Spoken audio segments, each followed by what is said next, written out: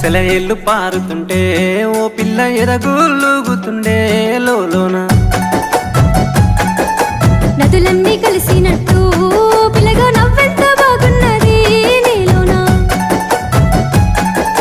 గాజుల సప్పులు గలుగల్లు మోగంగా గజ్జెల పట్టీలు గంతేసి ఆడంగా వరిగడ్డి మోపు ఎత్తి ఓ పిల్ల వయ్యారి నడుము పవే ఈ వేళ